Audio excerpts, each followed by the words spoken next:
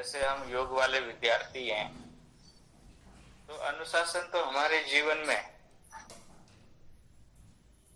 जैसे महर्षि पतंजलि का पहला ही सूत्र है योग सूत्र का, अथ योगानुशासनम।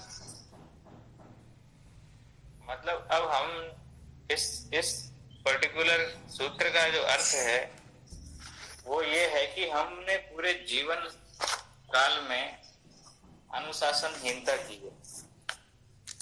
हम जो है अपने हिसाब से जीवन जिया है, लेकिन अब हम जो है योग के अनुशासन को स्वीकार करते हैं। इसका अर्थ यह हुआ कि अभी तक हम अनुशासन में नहीं थे। पर्टिकुलर योग के प्रति या योग के जीवन जीने के लिए हम अनुशासन का पालन नहीं कर रहे थे। पतंजलि का पहला ही सूत्र कहता है कि अब अथ योगानुशासनम। अथ का अर्थ होता है अब अनुशासन, जो मतलब अनुशासन का इस पूरे सूत्र का अर्थ है अब हम योग के अनुशासन को स्वीकार। यम क्या है? यम एक प्रकार से सामाजिक और जो नियम है वो एक प्रकार से आत्मानुशासन जो अपने लिए। तो यम नियम एक प्रकार से सेल्फ डिसिप्लिन के ही रूप है कि मनुष्य किस प्रकार से वो जो है डिसिप्लिन में रहे। दूसरी चीज ये है कि प्राचीन काल से ही अनुशासन का पाठ जो है हम पढ़ते आ रहे हैं और ये सतत आगे भी पढ़ते रहेंगे, क्योंकि किसी भी संस्थान में, किसी भी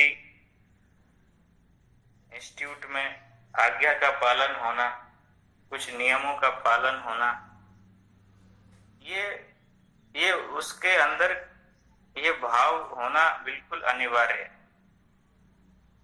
अगर मान लीजिए आप स्टूडेंट हैं और टीचर अगर आपको कोई निर्देश दे रहा है और आप उसकी आज्ञा का पालन नहीं करेंगे तो फिर वो व्यवस्था भंग हो जाएगी। व्यवस्था भंग होगी तो फिर जिस उद्देश्य के लिए शिक्षण किया जा रहा है वो उद्देश्य की प्राप्ति नहीं हो पाएगी। इसीलिए क्या होता है कि नियमों का एक बंधन सभी के लिए निर्धारित होता है जिनका पालन करना जरूरी होता है। प्राचीन गुरुकुलों में कड़े अनुशासन हुआ करते, कड़े नियम का पालन करना पड़ता था। 4 बजे उठना पड़ता था और उसकी अपनी दिनचर्या होती थी। जो भी दिनचर्या का पालन नहीं करता था उसको पनिशमेंट मिलता था।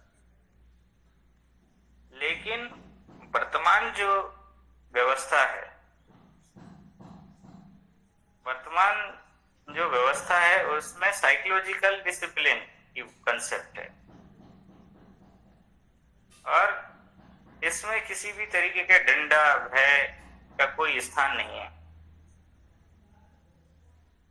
प्राचीन काल में हो सकता है कि पहले जब आपके माँ बाप पढ़ते होंगे तब आपके माँ बाप के जो माँ बाप हैं वो ये कहते होंगे कि हमारे बेटे को आप पढ़ाइए और इसकी जो चमड़ी है वो आपकी है और इसकी हड्डियां हमारी। अर्थ ये हुआ कि आप इसको कूटिए, पीटिए, मारिए, लेकिन इसको क्या करिए, ज्ञान दीजिए। लेकिन आज ऐसा नहीं हो सकता। अगर आज कोई गलती से टीचर थप्पड़ भी दे देता है या कुछ गुस्से में कुछ शब्द बोल देता है तो उस पर टीचर का सस्पेंशन भी हो जाता है। कहने का अर्थ यह है कि व्यवस्था परिवर्तन जब होता है, आज का जो जमाना है उसमें अनुशासन जो है वो एक प्रकार से मनोवैज्ञानिक धारणा है। इसमें भय और आतंक का कोई स्थान नहीं है। डिसिप्लिन का अर्थ ही जो है वो एक तरीके से जो अंग्रेजी का शब्द है, लैटिन शब्द, उसमें डिसाइपल्स से डिसिप्लिन बना है और जिसका अर्थ है सीखना। सीखने की परिस्थिति एक प्रकार से, अब हम अगर ये कहें एक ऐसे नियम जो हम सब पालन करते हैं, जिनके द्वारा समाज में समाज एक तरीके से व्यवस्थित होती है और समाज द्वारा स्वीकृत मूल्य होते हैं। समाज द्वारा स्वीकृत मूल्यों का अनुसरण करना जो है अनुशासन में सम्मिलित है। बहुत सारी चीजें समाज द्वारा वर्जित होती हैं। भाई समाज क्या कहेगा, लोग क्या कहेंगे, ये एक प्रकार से यही सोशल डिसिप्लिन। मान लीजिए आप चोरी कर लेते हैं और मोहल्ले वालों को पता चल जाता है तो सोशल बाइकआउट होने लगता है। तो आदमी जो है, अगर वो अपनी बेइज्जती महसूस नहीं करता है या इस तरह से नहीं करता है, तो वो डिसिप्लिन को क्या करता है, खराब कर देता है, ब्रेक कर देता है। तो एक अनुशासित व्यक्ति वो है जो अपने कार्य पर विचार करने, उन्हें समझ बूझकर करने का प्रशिक्षण प्राप्त कर चुका है। इसका अर्थ ये हुआ कि जब भी वो कोई कार्य करेगा तो समझ के करेगा, क्योंकि बिना सोचे समझे कार्य करने से क्या होता है, उसके परिणाम जो है नकारात्मक हो सकते हैं। तो इसीलिए किसी भी व्यक्ति को जब भी वो कोई कार्य करे तो उसको क्या करना चाहिए, उस पर सोच समझकर विचार करना चाहिए और इस बात का हमेशा याद रखना चाहिए कि उस कार्य से किसी को किसी भी प्रकार की वर्जनाएं, सामाजिक वर्जनाएं न, एक प्रकार से जो सामाजिक वर्जनाएं हैं उनका पालन होना आवश्यक है। तो व्यापक दृष्टि से अगर हम ये देखें कि अनुशासन जो है वो व्यक्ति के व्यवहार का समाजीकरण है। एक प्रकार से समाजीकरण का अर्थ यह है कि सोशल एडजस्टमेंट भी ये कह लो, सोशली है उसका। तो व्यवहार जो है वो सोशली और एक प्रकार से सहयोगपूर्ण ढंग से कार्य करने के लिए उसका व्यक्तिगत प्रयास है। जब आप कोई भी कार्य करते हैं तो समाज में अनुकूलन की स्थिति पैदा हो, सहयोग की स्थिति पैदा हो, यही अनुशासन है। मान लीजिए जैसे कक्षा में बच्चे पढ़ रहे हैं और एक विद्यार्थी जो है उद्दंडता कर रहा है, तो उसका जो व्यवहार है वो समाज के या उस समूह के प्रतिकूल व्यवहार है, जिससे वो सभी जो विद्यार्थी हैं वो उससे प्रभावित होंगे। तो इस प्रकार से जो है विद्यार्थियों के लिए ऐसा व्यवहार, ऐसा अपेक्षित व्यवहार जिससे कि जो भी जिस ग्रुप में वो है, जिस कक्षा में वो है, उससे जो है किसी भी प्रकार की एक प्रकार से नकारात्मक प्रभाव उसके व्यवहार से पैदा ना। तो विद्यालय में जब बच्चा रहता है या कॉलेज में विद्यार्थी रहता है या किसी भी इंस्टीट्यूट में रहता है, तो वो अगर अनुशासित है, सामाजिक है, सोशली है तो ठीक है। लेकिन अगर वो अनुशासनहीनता फैलाता है तो फिर वो थोड़ा सा तकलीफ दे है। इसीलिए क्या है कि उसको जो है, हम जो टीचर्स होते हैं वो, तुम भी भविष्य के टीचर बनोगे, तो टीचर का ये कर्तव्य है कि उसको अनुशासन का पाठ पढ़ाए। उसको भय दिखा के अनुशासन का पाठ नहीं पढ़ाना है, उसको मोरली बूस्ट करना है। उसके दिल दिमाग में ये चीज आ जाए कि नहीं, अगर हम अनुशासित होंगे तो हम अपनी अंदर की जो निहित शक्तियां हैं उनको अधिक उपयोग कर पाएंगे, समाज का भी भला हो जाएगा। तो इस प्रकार जो है हमें अनुशासन को जो है अपने जीवन में उतार लेना चाहिए। कई सारी परिभाषाएं हैं इसकी। एक अच्छी परिभाषा ये है कि वह व्यक्ति जो इस तरह प्रशिक्षित हो कि वह अपने कार्य या उत्तरदायित्व को भली भांति समझकर स्वेच्छा से इसके क्रियान्वयन में संलग्न रहे, वही अनुशासित व्यक्ति कहलाता है। एक परिभाषा और है, अनुशासन अपने आप में एक विस्तृत धारणा है जो विद्यार्थी के चरित्र पर विद्यालय द्वारा डाले गए प्रभाव की ओर संकेत करता है। यह विद्यार्थी के केवल बाह्य व्यवहार तक सीमित नहीं रहता, बल्कि उसके व्यवहार की अंतः अभिप्रेरणाओं से भी इसका संबंध है। इसका अर्थ ये हुआ कि दो तरीके का आपका अनुशासन है, एक स्वयं आंतरिक अनुशासन और एक बाह्य अनुशासन। एक और परिभाषा है, उसमें लिखा है कि अनुशासन के अंदर वह शक्ति होती है जिसके द्वारा दुष्प्रवृत्तियों को रोककर अव्यवस्था के स्थान पर व्यवस्था और कुशलता आती है। ये अपव्यय के स्थान पर सदुपयोग आता है। हमें विद्यार्थियों को इस प्रकार शिक्षा प्रदान करनी चाहिए जिससे विद्यार्थी व्यवहार में उचित तथा अनुचित का भेद समझ सके तथा अपने ज्ञान को उचित प्रकार से व्यवहार में ला सके। ये बहुत अच्छी परिभाषा है कि जब हम क्या करते हैं, जो भी दुष्प्रवृत्तियां हैं, दुष्प्रवृत्ति कोई भी हो सकती है। अब आजकल जो है विद्यार्थियों में बहुत सारे दुर्गुण पाए जाते हैं। बहु यातायात में नशा करना, तमाम तरीके की चीजें उसके व्यवहार में ऐसी सम्मिलित हो चुकी होती हैं। जैसे कुछ दिन पहले जब ये ऑफलाइन में हमारी क्लासेस थी, तो एक विद्यार्थी ने हमसे कहा कि सर हमें कहीं कमरा दिला दो। तो उसको हमने कमरा दिला दिया कहीं।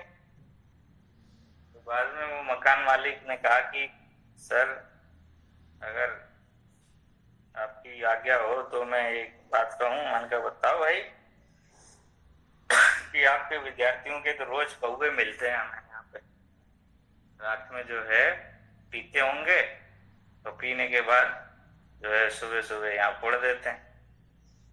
मन का योग्य विद्यार्थी ऐसे हैं तो भाई जो है आप जो है उनको निकाल बाहर करो। तो अगर इस तरह के योग्य विद्यार्थी होंगे तो इसका अर्थ ये हुआ कि उनके जीवन में दुष्प्रवृत्तियां हैं, सत्प्रवृत्तियां है ही नहीं। अब आप मान लीजिए आप प्राइमरी स्कूल में तो आए नहीं हो, अब आप आए हो हायर सेकेंडरी स्कूल में। जो भी आदतें तुम्हारी बन गई हैं, जो भी दुष्प्रवृत्तियां तुमने अपने जीवन में शामिल कर ली है, तो मास्टर डिग्री में तो नहीं निकल पाएंगी, क्योंकि करत करत अभ्यास के जड़मती होत सुजान। मान लो अगर तुम जर्दा गुटखा खाने लगे हो, दारू पीने लगे हो, तो अब तुम्हारा जो अभ्यास होगा वो 2-4 साल का अभ्यास हो चुका हो। तो 2-4 साल के अभ्यास को एक दिन में तो तोड़ा नहीं जा सकता, उसके लिए सतत प्रयास करना पड़ता है। तो दुष्प्रवृत्तियां जो है उनको रोकना चाहिए। भविष्य में आप भी टीचर बनोगे तो अगर आपके अंदर इस प्रकार की कोई दुष्प्रवृत्तियां हो तो उनके उन्मूलन के लिए कार्य करना चाहिए, क्योंकि शिक्षक जो है वो प्रकाश स्तंभ की तरह होता है। उसके दुर्गुण, उसके जो दुर्गुण हैं वो दिखाई देते हैं, लोग वॉच करते हैं टीचर को। ऐसा नहीं है कि आप केवल विद्यालय में हो, आप मार्केट में भी जाते हो, सब जगह आप जाते हो, तो लोग अगर आपको शराब की दुकान पर खड़ा होता हुआ देखेंगे तो लगेगा अरे मास्टर जी शराब पी रहे, तो विद्यार्थियों को कैसे खाते होंगे। जो व्यक्ति स्वयं में अनुशासित नहीं है वो दूसरे को कैसे अनुशासित कर पाएगा। जिस व्यक्ति की अपनी प्रवृत्तियों पर ही कोई नियंत्रण नहीं है, वो दूसरों को नियंत्रण क्या सिखाएगा। तो अनुशासन तो स्वयं से शुरू होता है जो दूसरों तक जाता है। इसीलिए अनुशासन का जो पालन है वो स्वयं से करना चाहिए। अगर शिक्षक स्वयं से अनुशासित है तो वो दूसरों को भी अनुशासित कर पाएगा। अब अनुशासन कोई प्रवचन की बात नहीं है कि हम प्रवचन करेंगे बहुत अच्छा और जो है फिर सब लोग अनुशासित हो जाएंगे, तो ये हो जाएगा वो हो जाएगा, फिर लंबा लंबा भाषण देंगे, तो उससे तो कुछ नहीं होगा। तो इस प्रकार से हमें ये क्या करना चाहिए कि जो भी दुष्प्रवृत्तियां हैं उनको रोककर उनके स्थान पर सत्प्रवृत्तियों का संचालन करना चाहिए। व्यवस्था, जो अव्यवस्था है उसके स्थान पर व्यवस्था लेके आना चाहिए। मान लीजिए आप विद्यालय के अंग हो या कोई भी स्कूल कॉलेज में जब आप पढ़ते हो या पढ़ाते हो, तो इसमें कोई भी नकारात्मक चीज जब आपको दिखाई देती है तो उसको स्वयं से दूर करने का प्रयास करना चाहिए, ना कि किसी को बोल के।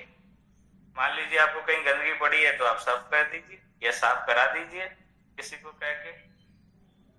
नहीं, उसको कहेंगे कि नहीं ये देखिए गंदगी पड़ी हुई है, उसका प्रचार करेंगे। तो आप प्रचार किस चीज का कर रहे हो? गंदगी का प्रचार कर रहे हो, अच्छी चीजों का तो प्रचार कर नहीं रहे। क्योंकि जो बहुत विद्यालयों में ऐसी भी जगह होंगी जहाँ सफाई होती है तो उसका प्रचार नहीं होता है, लेकिन जहाँ अगर कहीं गंदगी पड़ी है तो उसका प्रचार। तो जब हम कहीं भी होते हैं तो उनको व्यवस्था में सहयोग करना चाहिए, अव्यवस्था फैलाने में सहयोग नहीं करना चाहिए। चीजों का जो भी है वो यूज होना चाहिए, मिसयूज नहीं होना चाहिए। तो इस प्रकार से हम ये कह सकते हैं कि जब स्कूल कॉलेज के संदर्भ में अनुशासन को देखा जाएगा तो वो ये देखा जाएगा कि क्या वो जो इंस्टीट्यूट के द्वारा निर्धारित नियमों का पालन करता है या नहीं करता है। कि दूसरा ये है कि किसी भी संस्थान के अपने नियम उपनियम होते हैं तो उनका पालन करना। और दूसरी जो चीज है वो ये है कि व्यक्ति स्वयं से कितना अनुशासित है। एक तो ये होते हैं कि नियम, और एक होते हैं जो स्वयं से अनुशासित हो। तो एक प्रकार से अनुशासन जो है वो विद्यार्थियों को कुछ समय तक नियंत्रण करने के लिए नहीं है कि भाई हम जब तक विद्यालय में हैं तब तक ही हम अनुशासन का पालन करेंगे और विद्यार्थी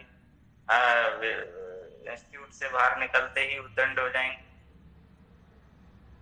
तो इसका अर्थ यह हुआ कि अनुशासन का जो मुख्य ध्येय है, जो मुख्य उद्देश्य है, वो आत्म अनुशासन की ओर ले जाना है। जो भौतिक नियम है,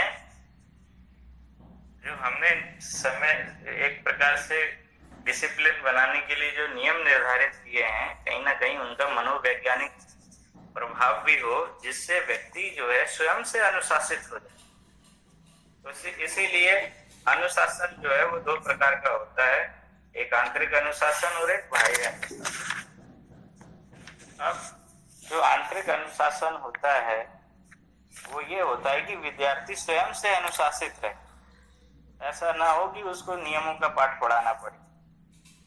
जो बात अगर उसको कह दी जाए कि भाई इस तरह करना है तो फिर उस ही पैटर्न पे उसको काम करना चाहिए, उस पैटर्न को बदलना नहीं चाहिए। ऐसा ना हो कि एक व्यक्ति को ही तुम्हारे साथ में रखना पड़े कि भाई अनुशासन नहीं रह पा रहा है, इसको अनुशासन में रह के कार्य कराओ। सबसे बड़ी बात यह है कि जो आंतरिक अनुशासन है, जिसको हम सेल्फ डिसिप्लिन कह सकते हैं, ये एक प्रकार से स्व अनुशासन है। इसमें स्वतंत्र रूप से जो विद्यार्थी होता है वो एक प्रकार से समाज में रहते हुए, ग्रुप में रहते हुए सामाजिक जितनी भी चीजें हैं उनका पालन करता है और जो भी हितकर है वही उसको फॉलो करता है। क्या होता है कि जब व्यक्ति अपनी चीजों पे अंकुश रखता है तो वो समाज के नियमों के अनुसार भी जो है कार्य करने के लिए तत्पर रहता है। और विद्यार्थी जो है पूर्ण रूप से स्वतंत्र होता है। स्वतंत्र होता है तो इसका अर्थ ये होता है कि वो सामाजिक स्वतंत्रता को भी बनाए रखे। सामाजिक स्वतंत्रता का विखंडन करने का भी कोई अधिकार नहीं है। तो इसीलिए स्वयं से अनुशासित होना बहुत ज्यादा इम्पोर्टेंट है बाह्य अनुशासन के हिसाब से।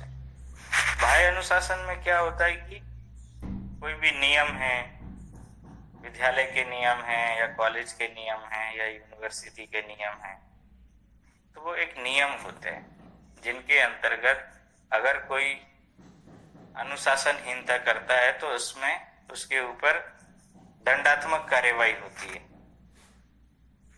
तो अब इसमें क्या होता है कि दो तरीके के बाह्य अनुशासन होते हैं। एक तो दमनात्मक होता है और एक स्नेहात्मक होता है। दमन करने का अर्थ आप जानते ही हो कि इसमें क्या होता है। इसमें दंड और भय के द्वारा जो है विद्यार्थियों को डराया, या ये कह लीजिए कि दंड और भय दिखाकर जो है विद्यार्थियों पर अनुशासन थोपा जाता है, जिससे क्या होता है कि विद्यार्थी विकृत हो जाते हैं, अपराध युक्त कार्य करने लगते हैं। ये एक प्रकार से अवैज्ञानिक तरीके से या अमनोवैज्ञानिक तरीके से होता है कि अगर तुम ये करोगे तो तुमको ये पनिशमेंट मिलेगा, अगर तुम क्लास में नहीं आए तो कल तुमको 4 डंडे पड़ेंगे, अगर ये पाठ याद करके नहीं आए तो तुमको 8 डंडे पड़ेंगे। तो ये एक प्रकार से बच्चा जो है वो भयभीत हो जाता है और उसकी मानसिकता विकृत हो जाती है, अपराध युक्त हो जाती है, वो भागने लगता है चीजों से। एक तो उसको विषय समझ में नहीं आ रहा, दूसरा उसको भय ग्रसित कर दिया कि 4 डंडे और अलग से पड़ेंगे। तो डबल एक प्रकार से स्टूडेंट पे प्रेशर पड़ता है, जिससे व्यक्ति जो है वो डिप्रेशन में चला जाता है, एंजाइटी में चला जाता है। दूसरा है स्नेहात्मक अनुशासन। इसमें क्या होता है कि विद्यार्थी को जो है दंड के स्थान पर क्या होता है कि उसकी पर्सनालिटी को ध्यान में रखते हुए उसको मोटिवेट किया जाता है, उसके प्रति दंड का भाव न रखकर उसके प्रति स्नेह का भाव रखा जाता है, प्रेम भाव रखा जाता है, ताकि विद्यार्थी जो है वो अनुशासित हो सके। प्रेम पूर्वक उसको जो है सिखाया समझाया जाता है, उसको आदर्श का पाठ पढ़ाया जाता है, अच्छी अच्छी भावनाएं विकसित करने के लिए उसको जो है प्रेरित किया जाता है। तो इस प्रकार से ये स्नेहात्मक अनुशासन के अंतर्गत आता है। अब अनुशासन की उपयोगिता क्या है या अनुशासन की आवश्यकता क्या है? अनुशासन की आवश्यकता पड़ती क्यों है? क्योंकि हर क्षेत्र में अपने अपने नियम कायदे कानून होते हैं, तो उनकी आवश्यकता होती है, तभी अनुशासन बनाया जाता है। तो आवश्यकता इसलिए है कि अनुशासित रहने पर क्या होता है कि विद्यार्थी का सर्वांगीण विकास होता है।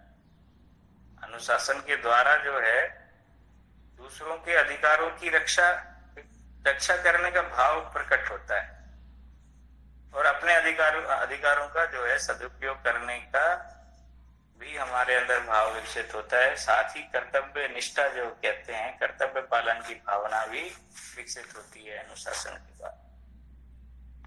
अनुशासन क्या करता है? विद्यार्थियों की जो स्वच्छंदता वो उसमें रुकावट पैदा करती है अनुशासन, और जो विद्यार्थी हैं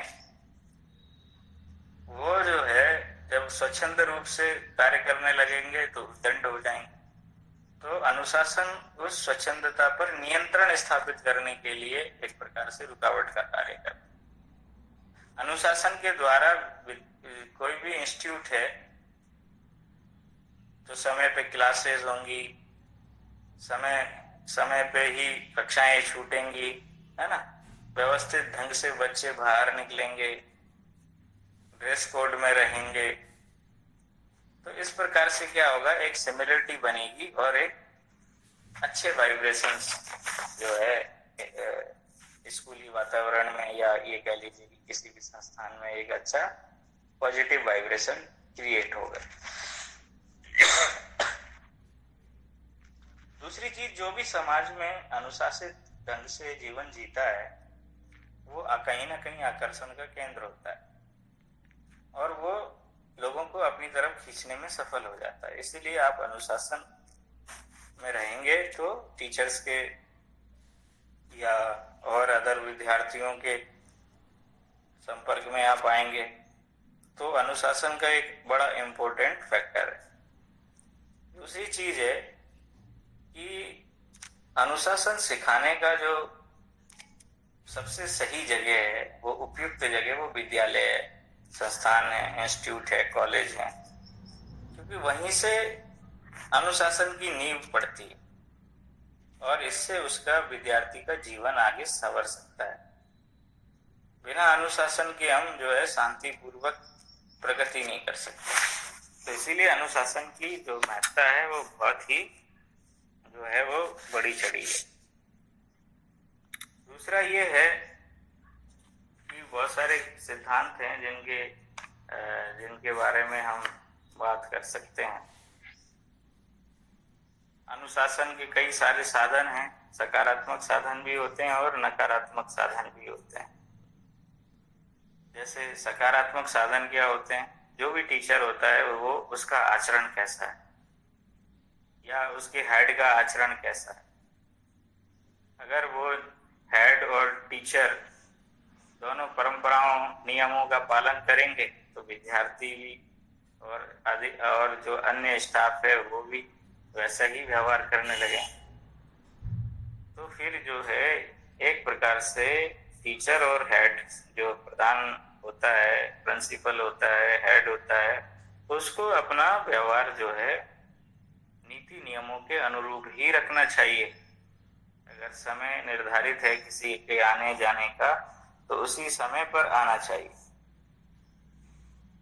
तो टीचर और हेड दोनों का आचरण जो है वो अनुशासन बनाए रखने में महत्वपूर्ण भूमिका अदा करता है। दूसरा, किसी भी व्यक्ति को जो है अनुशासन में बांध कर नहीं रखा जा सकता,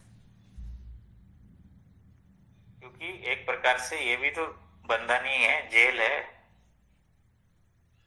लेकिन अनुशासन, स्वयं अनुशासित होने के लिए हम पाठ पढ़ा सकते हैं, क्योंकि अनुशासन में रहने की और अनुशासन में नहीं रहने की दोनों की अलग अलग कीमत है।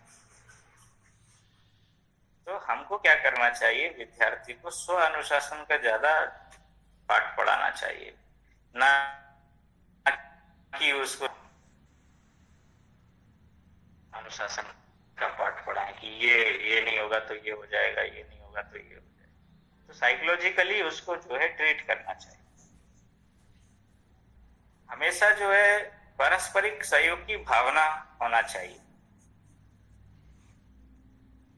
टीचर स्टूडेंट्स अगर पारस्परिक सहयोग की भावना से रहेंगे तो डिसिप्लिन ज्यादा मेंटेन हो जाता है, क्योंकि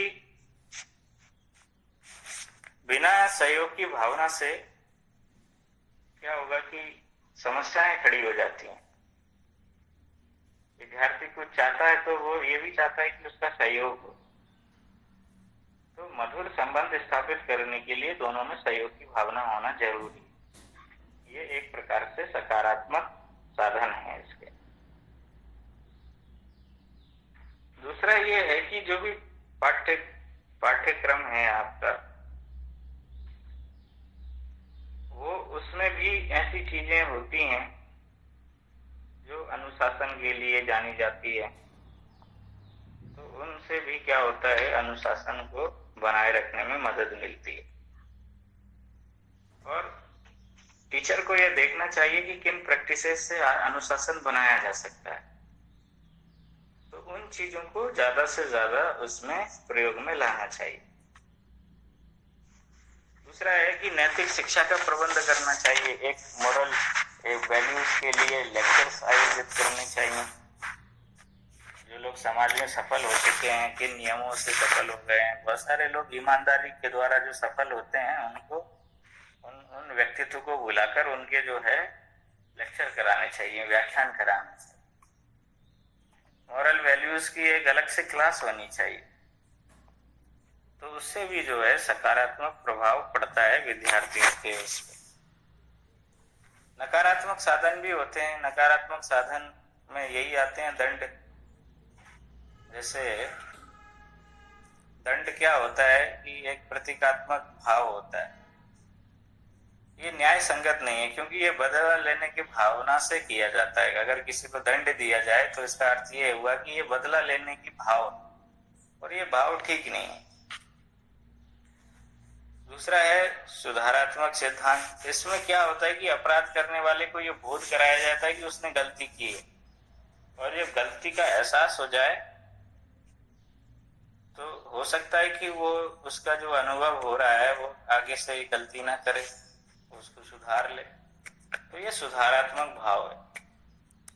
अवरोधात्मक भी एक सिद्धांत है जिसमें हम क्या करते हैं कि पुनः कोई किसी ने गलती कर दी है तो पुनः गलती करने से हम रोकते हैं,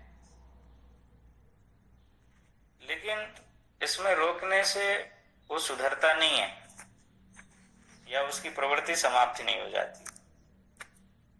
एक उदाहरणात्मक सिद्धांत है जिसमें हम अपराधी को इसलिए दंड दिया जाता है ताकि कि दूसरे लोग अपराध ना कर सकें। दूसरों के लिए उदाहरण प्रस्तुत करने के लिए भी दंड दिया जाता है, ऐसी गलती ना करें। ऐसे कई सारे कभी कभी इस प्रकार की भी चीजें होती हैं। तो हम अनुशासनहीनता के भी कई कारण हैं। हमने जब अनुशासनहीनता के कई कारण हैं, सबसे पहले ये चीज है, सबसे पहले टीचर्स पे ही आती है बात। अनुशासनहीनता में टीचर्स की बड़ी भूमिकाएं होती है। ये है कि टीचर्स रोल मॉडल ना होना, आइडियल ना होना। टीचर जो है अपनी ही परेशानियों से, अपनी चीजों से, अपनी आदतों से परेशान है, तो वो फिर विद्यार्थी भी उसको देख के अनुशासनहीन हो जाएंगे। तो इसीलिए योग्य टीचर होना चाहिए ताकि जो है उस अध्यापक को वो आदर्श के रूप में देखे। तो शिक्षक का सबसे पहले खुद से अनुशासित होना चाहिए। तो सेल्फ डिसिप्लिन खुद ही होगा तभी ही अनुशासन बनेगा। तो अनुशासनहीनता का कारण होता है कि टीचर सेल्फ डिसिप्लिन नहीं है। कभी कभी क्या देखा जाता है कि जो को एजुकेशन होती है, को एजुकेशन भी अनुशासनहीनता का कारण मानी जाती है। इस पे कितना ये एक विवादित फैक्टर है। जैसे हमारे गुरुकुल में को एजुकेशन नहीं है। दूसरा, अनुशासन के महत्व को न समझना। जब कोई भी संस्थान या कोई भी विद्यार्थी अनुशासनहीनता या अनुशासनहीनता करता है, इसका अर्थ यह हुआ कि वो अनुशासन में रहने का इम्पोर्टेंस नहीं समझता और हंसी मजाक, किसी को परेशान करना, किसी पर कमेंट कसना, ये जो चीजें हैं उनके जीवन में आ जाती हैं। जब आप किसी पे कमेंट करते हो, किसी पे हंसते हो, गलत गाली गलौज अपने शब्दों का प्रयोग करते हो, तो ये किसी भी प्रकार से ठीक नहीं है। हाँ, तो क्या होता है कि कभी कभी दोषपूर्ण शिक्षा व्यवस्था के कारण भी अनुशासनहीनता फैल जाती है। क्योंकि जो वर्तमान शिक्षा प्रणाली है उसके बारे में ये कहा जाता है कि यह जीवन को व्यावहारिक बनाने में सफल नहीं है। इसीलिए भारत के अंदर चोरी चकारी, लूट खसोट, भ्रष्टाचारी ये चरम पर है, क्योंकि ये शिक्षा व्यवस्था का ही परिणाम, जो हमें संस्कार नहीं दे पा रही है, जो हमें दूसरों की संवेदनाओं को समझने के लिए हमें विकसित नहीं कर पा रही है। हमारा बौद्धिक ज्ञान तो विकसित हो जा रहा है, लेकिन व्यावहारिक ज्ञान शून्य हो जा रहा है। इंटेलेक्ट के पॉइंट ऑफ व्यू से तो हम बहुत अच्छे हो गए, लेकिन संवेदनाओं और भावनाओं से शून्य हो गए। इसीलिए आज जो है काला बाजारी हो रही है, आपदा में अवसर खोज रहे हैं। तो ये संवेदनहीनता की पराकाष्ठा है, जो कि हमारी एजुकेशन सिस्टम की वजह से ये सारी चीज हुई। कभी कभी क्या होता है कि टीचरों और अभिभावकों, विद्यार्थियों के जो पेरेंट्स हैं, उनसे भी संपर्क नहीं हो पाने के कारण जो है छात्र उद्दंड हो जाते हैं। अगर मान लीजिए हम आपके पेरेंट्स मीट करते रहें बीच बीच में और आपकी रिपोर्ट कार्ड आपके घर वालों को देते रहें, तो फिर घर वाले जो है आपको चैन से जीने नहीं देंगे। अगर मान लो, अगर तुम्हारे घर वालों का नंबर हम ले लें और उनको ये मैसेज कर दें कि ये प्रॉपर क्लास अटेंड नहीं कर रहा है, तो कल से ही तुम्हारा रोटी पानी, हुक्का पानी बंद हो जाएगा। कहेगा घर में पड़ा हुआ है, कक्षा ले नहीं रहा है। जब लॉकडाउन पूरी तरीके से लगा हुआ है, विद्यार्थी घर में बैठे हुए हैं, इसके बावजूद भी क्लास नहीं कर रहे हो, तो क्या है ये अनुशासनहीनता ही है। तो हमारा एक प्रकार से अभिभावकों से संपर्क न होने का गलत फायदा उठा रहे हैं विद्यार्थी, तो ये भी अनुशासनहीनता का कारण। जो राजनीतिक दल है वो भी अनुशासनहीनता का कारण है। जितने भी लोग जो है, चाहे वो NSUI से जुड़े हों, चाहे SFI से जुड़े हों, चाहे ABVP से जुड़े हों, उनका जो व्यवहार है वो उदंडी व्यवहार है। स्टूडेंट्स यूनियन का मतलब है कि एक प्रकार से वो जो जितने भी नेता होते हैं वो कभी भी प्रॉपर क्लास में नहीं जाते। उनका व्यवहार देखोगे तो ये लगेगा कि वो नेताओं से भी आगे होते हैं। कहने का मतलब है कि जो राजनीतिक पार्टियां हैं वो भी जो है विद्यार्थियों पर अपना दुष्प्रभाव डालकर अपनी विचारधारा का प्रचार प्रसार कराते हैं। उनका भी ब्रेन वॉश कर देते हैं वो विद्यार्थियों का, जिससे विद्यार्थियों का करियर खराब हो जाता है। नेता तो एक दो ही बनते हैं, लेकिन जो सैकड़ों विद्यार्थी पढ़ रहे होते हैं उनका करियर खराब कर देते हैं। क्योंकि अब आप ये देखिए कि प्रेसिडेंट एक ही बनता है। चुनाव जब इतने सारे स्टूडेंट्स लड़ते हैं तो प्रेसिडेंट एक ही बनता है। एक व्यक्ति का ही महिमा मंडन होता है, बाकी तो सब सपोर्टर ही होते हैं। तो जो सपोर्टर होते हैं वो अपना धन भी खर्च करते हैं, अपना समय भी बर्बाद करते हैं, मिलता कुछ नहीं है। तो ये भी एक अनुशासनहीनता का प्रमुख कारण बन गया है स्कूल कॉलेज में। चुनाव होते हैं, खैर हमारे यहाँ तो चुनाव पे बैन लगा हुआ है, तो इसी उद्दंडता के कारण चुनाव पर बैन लगाया है। दूसरा ये है कि कभी कभी क्या होता है कि उद्देश्य भटक जाती है ना जो शिक्षा पद्धति, तब भी ये होता है। और विद्यालयों में क्या होता है कि विद्यार्थियों की जब अधिक संख्या हो, किसी भी कक्षा में जब अधिक संख्या हो, तब भी अनुशासन खराब हो जाता है।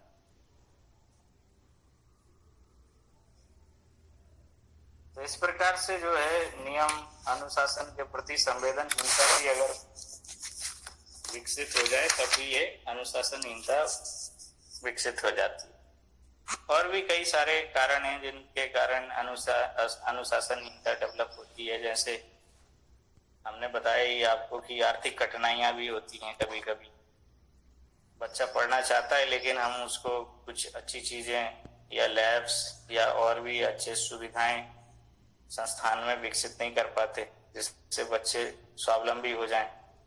स्वावलंबी ना हो पाने के कारण बेरोजगारी बढ़ती है और अनुशासनहीनता फैलती है। तो इस प्रकार से कई सारे अनुशासन के फैक्टर हैं। अब अनुशासनहीनता को बनाए रखने के पीछे भी यही मुख्य कारण है। जो अनुशासनहीनता फैला रहे हैं वही जो है अनुशासन बनाए रखने का भी एक प्रकार से आधार बनते हैं। तो सबसे पहले शिक्षकों को रोल मॉडल होना चाहिए। शिक्षकों के ऊपर ही जो है सारी जिम्मेदारी होती है। कुछ चीजें ऐसी होती हैं कि हमेशा जो है अनुशासन बनाए रखने के लिए कुछ पुरस्कार हमेशा देने चाहिए। किसी भी संस्थान में पुरस्कार का भाव होना चाहिए अगर अनुशासनहीनता बनती है, वो बनाना है। तो जो विद्यार्थी अच्छे विद्यार्थी हैं, जो अनुशासन में रहते हैं, उनको पुरस्कृत करना चाहिए समय समय पर और उनको मोटिवेट करना चाहिए। जब आप मोटिवेट करेंगे तो दूसरे विद्यार्थी भी उस दिशा में कार्य करने लग जाते हैं। और विद्यार्थी से क्या होता है कि पुरस्कृत जब किया जाता है तो वो उसमें इंटरेस्ट लेने लगता है, और इंटरेस्ट लेने लगता है तो वो जो है उसमें प्रोग्रेस कर जाता है। तो कहने का मतलब है कि अनुशासन बनाए रखने के लिए हमेशा किसी को कोसना नहीं चाहिए, बल्कि खुद से भी जो है प्रयास करना चाहिए, दूसरों लोगों को मोटिवेट भी करना चाहिए। कोई सवाल हो तो पूछ सकते हो आप।